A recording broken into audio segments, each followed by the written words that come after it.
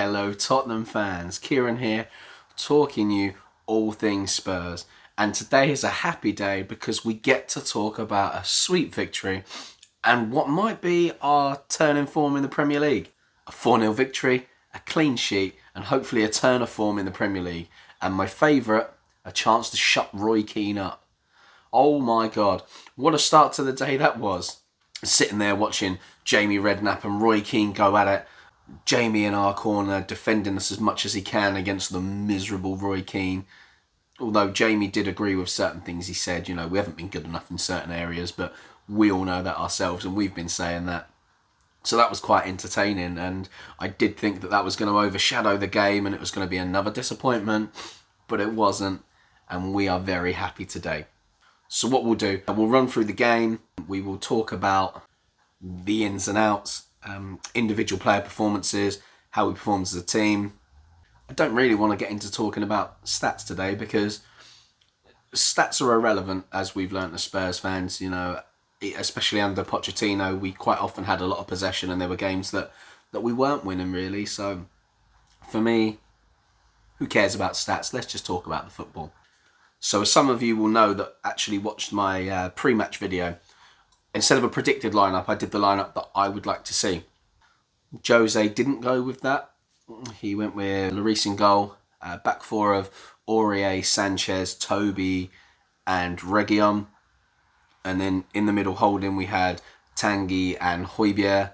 And the next bank of three in front of that we have Bale, Moura and Son and Harry Kane. So the only changes he made to the lineup that I would have gone with was Sanchez in defence to partner Toby.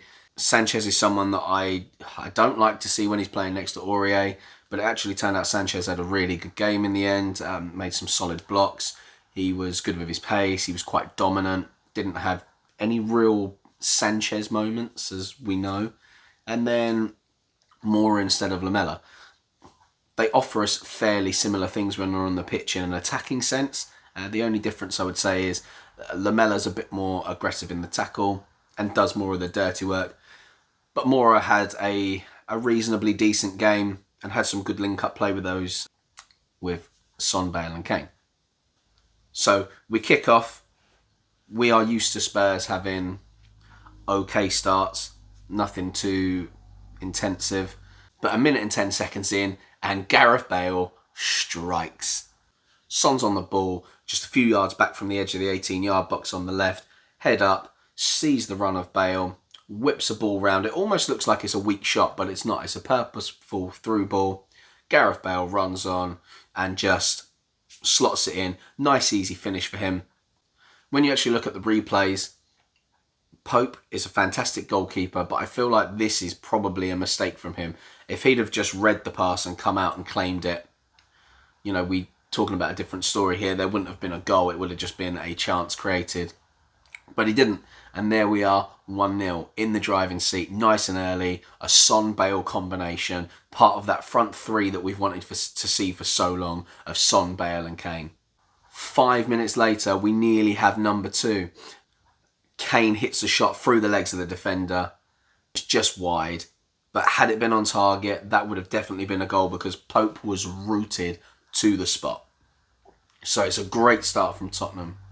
Then on the 10-minute mark, Son releases Lucas Moura, who comes through and actually has a really poor shot straight at Pope. But you can see now that we are dominating this game in attacking sense. Things are looking good for Tottenham Hotspur. This is the kind of start that we want in every game, nice and intense. 14 minutes in, it's 2-0. Another goal. This time for our main man, Harry Kane. Bale plays this nice long diagonal to Kane, and the rest is history. Kane does what he does best. This did take a slight deflection, but either way, it was heading into the back of the net. So it's 14 minutes in and Bale's 14th Premier League goal of the season with an assist from Gareth Bale. So for Bale now, that's 1 goal, 1 assist. Things are looking great for our front three. The game sort of continues to play out as it does. We have some of the ball, Burnley has some of the ball. Nothing really huge happens until the 30th minute where we get another goal. This time Lucas Moura chips in. And it's about time we get goals from him on a consistent basis. He has the ability. He is a very talented individual. And he has scored 2 goals in his last 2 Premier League games.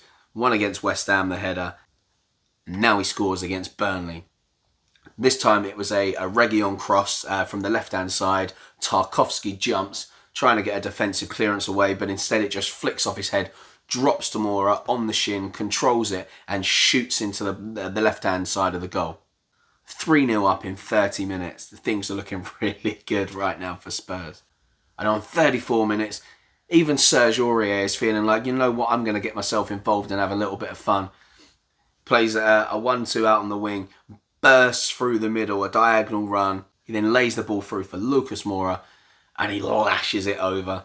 I think the excitement of scoring the first goal, he's just gone for power this time and he's lashed it over. You could see in his face that he knew he should have done better. But this is all great attacking play. You know, everybody's getting involved now. There's obviously a good feel within the team throughout this game. And that was pretty much it for the first half. You know, Burnley didn't have too much in an attacking sense. I never felt like we were going to concede a goal. So any chances they got really didn't come to anything. Second half starts and sort of the first 5 to 10 minutes, players are just easing into it.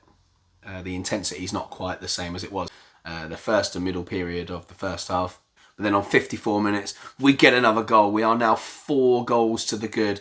And it is that man, Gareth Bale, again for his second goal of the game. So that's 2 goals, 1 assist in this game. This time we have Son driving through the centre. He gives the ball to Bale, who's on the right-hand side of the 18-yard box. Bale cuts inside, which wrong-foots the defender, and he just uses the defender as a guide to bend the ball round. Yes, that's right, a typical Bale goal. Bends the ball round into the left-hand corner with his left foot. The guy is magic. And you can see that this guy is just enjoying football at the moment. You know, things couldn't be going better. So all the goals have been scored by our attacking players in this game. The defence are playing really well. This is only good signs I'm seeing. So on the 61st minute, we get a corner and the ball is floated out to Reguilon, who's just outside the edge of the 18-yard box. And he tries an audacious effort, this volley. The ball's floated and he just cuts through it and it ends up going over the bar. Nice attempt, but I think we'd all prefer someone like Gareth Bale or Harry Kane on the end of that one. And after the corner, we have a substitution. It's time for Dele Alli to come on. Lucas Moura comes off after working hard and running about and contributing in this game. And just 8 minutes later, we have our next substitution where Eric Lamela comes on for Gareth Bale, another player that has a tremendous effort, a great contribution, and the guy definitely deserves his rest. Hopefully that means we can see Gareth Bale from the start of the next game. Who knows? Just a minute later, we have another effort from Harry Kane from range. There's loads of swerve on this ball. It sort of goes to the left and then straightens up last minute, goes to the right. Pope does really well to just tip it over the bar. I think had the shot been more to either the left or the right, we might have been seeing a goal there. But as it stands with the swerve, it actually took it back quite centrally. But yeah, Pope tips over for a corner. And Burnley make their sub. Wood comes on for Vydra. Vydra didn't have too much of an impactful game. You could actually see a lot of frustration in his game. He was, making these silly fouls. Now Wood has just come back into the squad, so it's time for him to get some minutes. A minute later, Dele plays this nice 1-2 with Harry Kane, and then releases Son. Son then cuts inside and shoots, and it's just another save from Pope. The guy's a great goalkeeper. You can't deny it, despite the fact that he's conceded 4 goals in this game. Apart from the first one, I wouldn't really say any of them were his fault, and he wasn't going to get near him. On 80 minutes, we actually make a substitution that I find quite strange. It looked to me like Sissoko was actually going to come on for Ndombele. But what actually happened was Doherty comes on for Aurier. Now, there wasn't any talk about this. I don't know if maybe Serge was feeling a bit tired or, there was a knock. Or it was just one of them where Mourinho changed his mind and thought, you know what, we'll rest Serge. He has been out for 4 games. He's just come back. We've got the clean sheet. Doherty could do with some more minutes. That may have been his thinking. But yeah, it did look like it was going to be Sissoko coming on and there was a last-minute change. For his first game back, I think Aurier played pretty well. He didn't have especially loads and loads to do. He didn't make any of his big Aurier mistakes. So all in all, a decent first game back for him. 82 minutes and Harry Kane plays a beautifully, perfectly weighted ball through to Son. And all you're thinking is, this is going to be 5-0. But it's not. Instead of placing it and doing what Sonny does best, he lashes at it, and it's another effort gone begging. 87 minutes on the clock, and Burnley make another substitution. Jay Rodriguez comes off, and they bring on 18-year-old Lewis Richardson, who, interestingly, is actually a player that we'd looked at academy level and just never decided to follow through, never came to fruition. 91 minutes on the clock, and we actually have another chance to make it 5-0. Lloris throws the ball out to Kane, who makes strides up the pitch, and he plays a ball inside. I actually think the fact that it went to Ndombele is a mistake. I think Kane was actually meant to play this further out wide to Sonny on the right, making a run. But he just put too much swerve on the ball, not enough pace. And it looked like it was going to be intercepted by the Burnley midfielder on the way back. But Ndombele just sneaks in there, as Ndombele does, who then gets the ball out to Son. Son sort of stutters in the box, waiting to make his decision. Is he going to shoot? Is he going to pass? He ends up playing a ball across to Harry Kane, who is running through, and unfortunately has a really, really poor connection. And he spends a little bit of time with his head on the ground. He knows he should have done better, and that should have been 5-0. And then the worrying moment, the 92nd minute, out of nowhere, Højbjerg's on the ball, and he has a grimace in his face and ends up going down. You know, he was completely unchallenged. And in a really positive game, all of a sudden, you know, the mood just sinks. The last thing we need when we have nearly all our players back is our midfield general, Højbjerg, picking up a needless injury. He was taken off to the side of the pitch and he was just talking to the medical staff. And as Højbjerg does, he comes back on. The guy's a warrior. So whether he's actually going to be carrying a knock and it keeps him out, I don't know. He's not going to want to be out, that's for sure. The guy doesn't miss many games at all. So I think he'll be okay. The guy just battles. That's in his nature. As he says, he's a Viking. And luckily that was really it. So all in all, it was a great game to watch as a Spurs fan, especially after that big argument at the beginning between Redknapp and Roy Keane. It was sort of the perfect response to sort of shut him up. And Roy Keane does what he does all the time. He brushes it aside and he's like, it was an okay performance. You'd expect them to beat Burnley. But you wouldn't expect us to put 4 past Burnley. I know we put 5 past them last season. But the fact is they don't ship many goals. And Sean Dyche will be really disappointed with how they've played. They weren't huge defensive errors, but they just weren't at the races today. And I know they've had a lot of injury issues this season. And Sean Dyche has said it's been his most difficult in terms of the injuries this season to cope with. And, you know, they do work on a limited budget, which means they tend to have a smaller squad. And on top of that, the money they've got only buys you a certain quality of player. You know, they are an overachieving club. And that comes down to the fact that Sean Dyche is a very good manager. He does pick the right players. And I would expect to see them sort of bounce back after this game and have a reaction, because that's just the way Sean Dyche prepares his teams. So if we look at the positives from that game, we have a clean sheet. We've scored 8 goals in our last 2 games, albeit the previous game was against a lot weaker opposition. But it still means the front men are firing, which is great to see. Lucas Moura, you need to change your footwear. I don't know if anyone else noticed this, but there were actually 3 occasions that Lucas Moura just slipped over. So the guy obviously needs to change the studs on the bottom of his boots for something a little bit more grippy, with more bite, especially when he's a player that sort of likes to run and he makes those sharp turns. I don't want to see him around there looking like Bambi on an ice rink. The defence dealt with Burnley's threat. I know they didn't have their preferred strike partnership out there, but we still controlled the game in a fairly decent way. There were no real big moments where you're like, oh, they've done it again. Another good point from the game, Højbjerg is back to the player that we know and love. He's recently taken a slight dip in form. He's made a few mistakes that have actually given away goals, conceded penalties, and I don't think that's down to anything other than fatigue. You know, the guy plays a lot of minutes, he's always fit, and he wouldn't have played this many games in such a short period of time when he was with Southampton.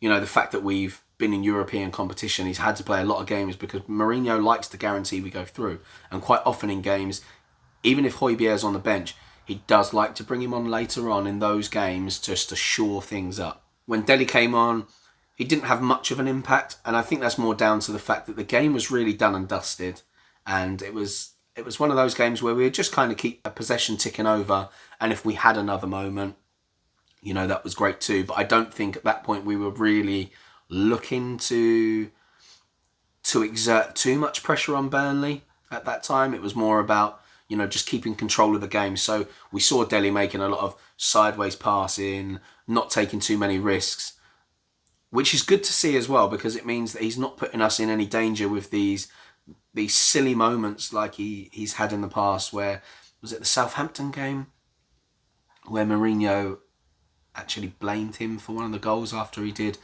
some piece of skill. But yeah, it was a more sensible display from Dele. And we can't get away from it. The biggest talking point of the game, Gareth Bale. That is actually 4 goals and 3 assists from his last 4 games. So it just goes to show that Gareth Bale is still in there. The same guy with the hunger, the joy in his game. He is in there and he's just been waiting to burst out. He needed time to get fit. He needed time to trust his body. And it has been proven on the pitch against Burnley. The guy is back. Now, hopefully he feels good in himself in the recovery sessions in the days coming up, and we can see more of him over the next couple of weeks, more minutes. And at some point, hopefully, we get to see him for 90 minutes. But if Tottenham keep playing the way they did today with the attacking threat, we might not have to see him for 90 minutes. We'll get to take him off early so he's got more time to recover. Maybe we can start taking Harry off, putting Vinicius on to give him some more minutes. And I think that is the thing that Jose wants to do. He just needs to be confident that we can see out these games before he makes those kind of decisions. Now, if we talk about the post-match interviews, we had Ledley King was talked to, which was nice to see. And he was just kind of reaffirming that, you know, the game plan went well, the defence played well. It's good to see Gareth back. You know, the usual stuff that we'd expect to see in a post-match interview. Jose was interviewed as well. He had his just a post-match interview at the side of pitch. Then he had his post-match press conference. And the things that we heard from him, you know, was pretty much the same. He was happy with the way we were playing, good intensity, professional performances. He was asked about Gareth. And, you know, the notable thing was that a fit Gareth Bale in form, there isn't a single manager in the world that does not play him, except maybe Zinedine Zidane. I'm not going to believe for a second that Bale was unfit for the whole time. Zinedine Zidane was there. And yes, Zinedine, he did have a more successful Real Madrid career than you did. And that's without playing all the time. So Jose seems to be a big fan. We do know that he tried to sign Gareth when he was manager of Real Madrid and didn't manage to have that happen. You know, Gareth joined after he'd left. So all this talk in the newspapers and commentators saying that they think that he doesn't fancy Gareth. Jose has said all along it's because Gareth has had a big influence in the conversation about how he feels in his body. And I think now we can finally believe that, because slowly and surely Gareth has been getting more minutes. He has been playing better. So I think we can safely say in this case, Jose was telling the truth. He wasn't trying to create a story as to reasons why he wasn't playing him, because why would a manager that wanted to sign this player when he was at Real Madrid not want to have him at Tottenham, a team that are not as good as Real Madrid? You know, that the reason is clear. Gareth just wasn't ready, and I think we're now seeing the best of him. Jose said he's in the best condition he's been since, and he's very happy with him, not just because of the goals that he's scoring, but because of the all-round contribution. And, you know, we did see a lot of times against Burnley where Gareth was making those runs back. He was helping out in defence. It's probably the most ground he's covered in a game so far. So I think that just proves where his fitness levels are at. So all in all, a really good day for us. It does move us slightly up the table. We go from 9th to 8th. We are 6 points off of West Ham sitting in 4th. But we do need to remember we still have that game in hand. So we can actually narrow that to 3. And when you were listening to the pundits in the studio, they were saying they don't expect Tottenham to be able to finish in the top 4 this season. But if when we go on level games with West Ham, we can only be 3 points off the top 4, I don't think at this stage you can say Tottenham aren't going to make top 4. There's still plenty of time for the teams around us to have their drop in form like we've just had. So there is a good chance that we are going to finish there. We just need to make sure we stay consistent, stay strong, keep our players fit, and have that fluidity going on in the team and that creative spark. If you look at the performances today, most people proved themselves. That's probably down to the fact that we nearly have a fully fit squad. So those players that have been getting decent game time at the moment, they can't guarantee that they're going to be starters. So they need to work harder, not just for the team, not just for us fans, but for themselves to make sure that they actually get the game time. It's got to that stage of the season where everyone needs to prove themselves to the international managers. So this is the perfect time for them to switch the form and help their teams play. The only player that I would say that we don't know whether they've turned a corner is Hugo Lloris. And that's not down to any fault of his. That's actually down to the fact that Burnley didn't create enough to test him. The only saves he really had to make was straight at him.